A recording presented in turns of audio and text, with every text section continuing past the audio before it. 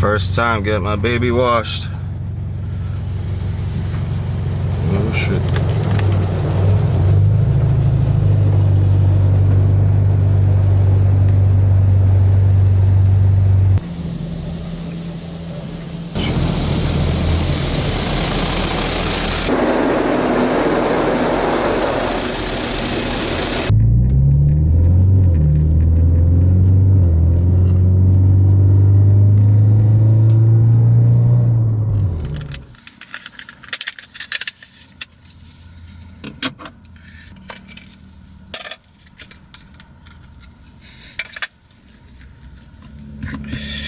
When this car first came out in 2012, I was in love with it immediately.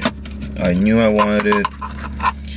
It was one of those I gotta have it kind of cars. And at the time, it was a hefty price tag on these things, and I wasn't willing to spend that kind of money on a car. When I just graduated, I was working for the government. I was making good money and all that, but just wasn't in the books for me. All right, I was trying to buy a house. I got into Jeeps and all that. Fast forward to now, and we're sitting in this thing now. I'm in this car. I'm in my dream car right now. No, it's not a supercar. No, it's not a Ferrari or a Porsche or whatever, but it's a Subaru BRZ, specifically 2014 Limited. And the Limited is what I just had to have. The Limited. The push start, the sport mode, the heated seats, and the HIDs, the LED running lights, daytime running lights, like the mirror, like just all these little things that the touchscreen nav, bunch of little things that the Limited comes with, even the 8-speaker sound system. And by the way, the speakers down in here, they're not paper. They're actually made out of the same stuff like Alpine or Pioneer speakers are made out of, which is really cool. So my search was very limited because, one, I wanted to have the 2014 and not the 2013, and I didn't want the Scion. And initially I did want the Toyota 86, but then I realized they only started making them in 2018 or 2017, I think, to be exact. Correct me if I'm wrong, but so I wasn't able to find one in my price range. And I had a very specific and very unreasonably low price range for this car. And I quickly realized that the market was you're going to have to either pay a lot more, or you're going to have to get a rundown salvage, totaled, basically, unknown maintenance, unknown, anything, frame damage kind of deal. And you're still going to be paying a lot. Or find one with a blown engine, which I did find a couple, which were still $7,000. It was crazy. I kept looking. I was about to give up. I seriously was starting to look at Civics again. And what brought me to wanting another little car is that I sold my red Civic to Jose. So I wanted another little car, but I didn't necessarily want another Civic. Although I was looking at some, and I was like, you know what? What if BRZs or the Toyota 86s or the Scions, which I didn't want, have come down in price enough to be able to get one? And well, I quickly learned that they're a lot. They're a lot of money still, even though time has gone by. They're still, and people have racked up miles on these things. They're still a lot of money, a lot more than I was willing to pay. So I was like, all right, fine. I'll be cool with the salvage as long as there's no frame damage, as long as the airbags never got deployed, that kind of thing. So I found one car, this car. A Russian guy was selling it. He has a dealer license or something, or his brother has a dealership or something. So he got it at an auction. And yes, it may sound like you're buying a huge unknown, can of worms. And I almost didn't do any research. It was a Limited. It had the right mods. It had all the stuff that I was looking for, but it had some issues. Front bumper was cracked, had a huge dent. A rear bumper was cracked in 2 places. And there was a huge dent, or a bunch of dents. There's a cluster of 8 dents on the driver's quarter panel, the rear quarter panel.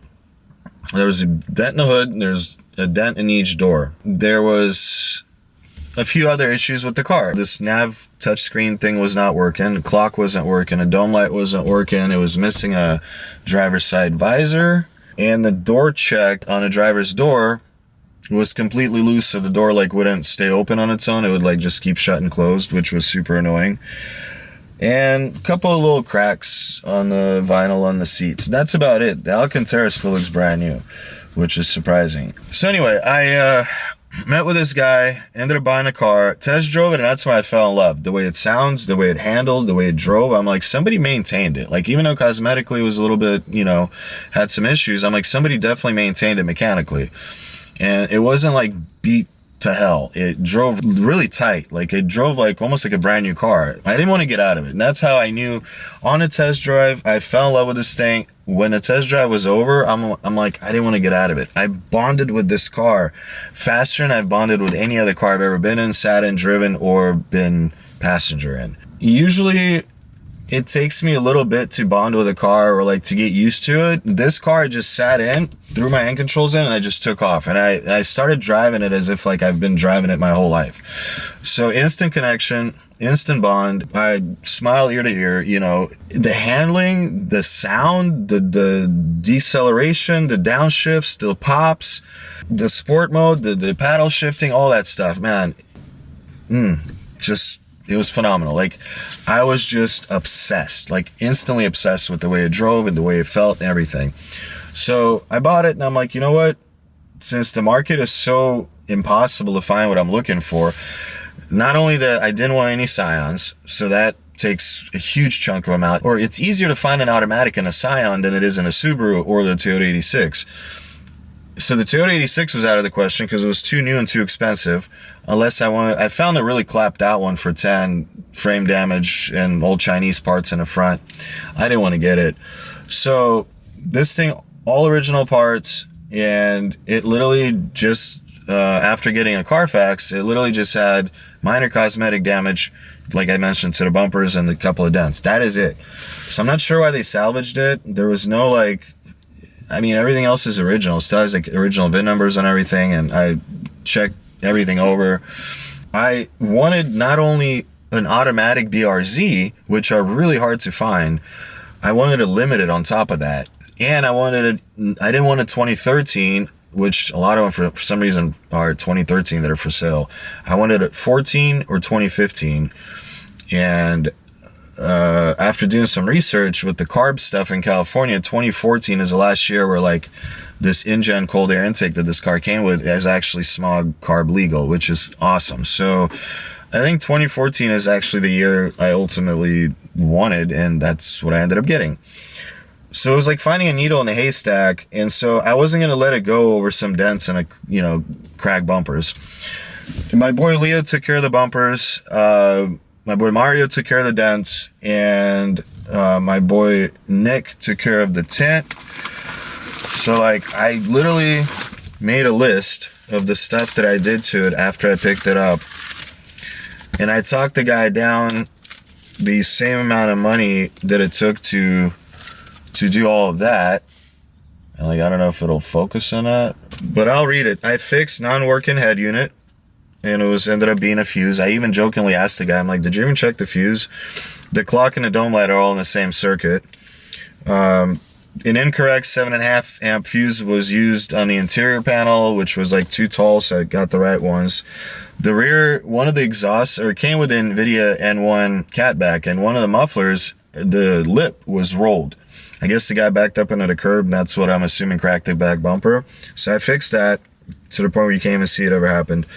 Broken rear bumper lower bracket, I fixed that, and I replaced another one with a brand new one from the dealership. Missing driver's side visor, I got a brand new OEM one from dealership of like Illinois or something, Subaru of Illinois. It was like half off. It was awesome. Let's see, worn door check strap, I fixed that, so now like when I open the door, it actually stays open. It doesn't like shut on me. Missing lower bumper bracket, that's the OEM one I replaced. OEM fog light bulbs, I went to 3000K, which are the yellow fogs. Check it out. Those things are absolutely phenomenal. I love them. Upgraded the OEM xenon HID bulbs to 6000 Kelvin from 4100 Kelvin because I didn't like the shade of the 4100. It's like yellowish kind of. Had the front bumper repaired and painted, had the rear bumper repaired and painted. Paintless dent remover on the both doors, the hood, which was aluminum, took a guy almost 2 hours to do the hood because aluminum is hard to do. And then the rear driver's quarter panel had a ton of dents, took them all out too. I replaced the OEM LED light bulb, or OEM light bulb to LED dome light. Polished the headlights and the fog lights and the running lights. I cleaned engine bay and applied protectant all over because the engine was dusty. This is a 2-owner car. It spent most of its life in Florida. Well, like from 2014 to 2020 in Florida, and then from 2021 and up and on here in California. 1 owner there, 1 owner here. Dealership maintenance all throughout, both in Florida and here. And they even did the tint. So I ended up having my boy Nick throw the windshield tint on just to make it nice and cool in here. And then, let's see, I cleaned the throttle body because it was a little sticky on takeoff. So now that's gone. And like I said, the tint was the last thing on this list. So that's the list. So that's all I've done to it so far. As far as the future mods, plans, what's the goal with this thing? Well, I want to lower it. And right now, I'm leaning towards Bilstein B12 Pro Kit, which is basically Eibach Pro Kit with the Bilstein shocks. So I want to do that all the way around.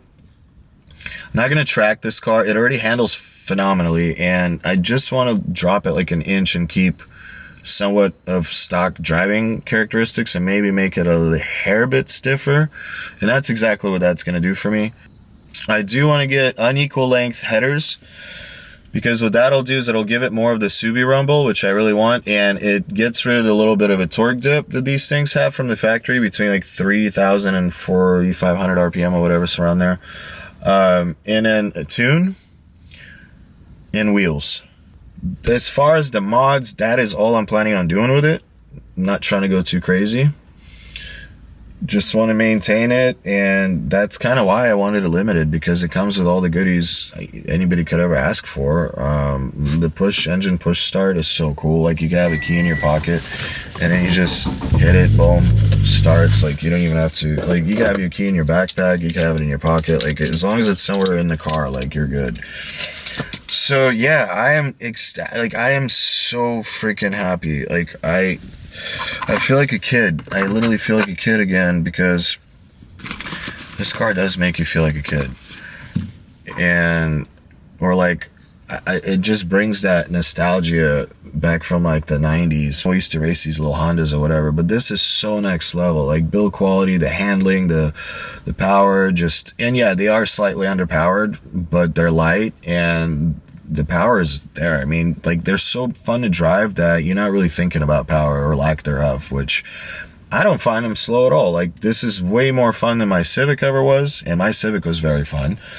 And this has a lot more power than my Civic did. So for now, I'm happy. Unequal length headers and the tune is all I'm doing performance-wise, in addition to what it already has. It has the NVIDIA N1 catback, and it has the InGen True Cold Air intake that's patented, California legal, blah, blah, blah, blah, blah.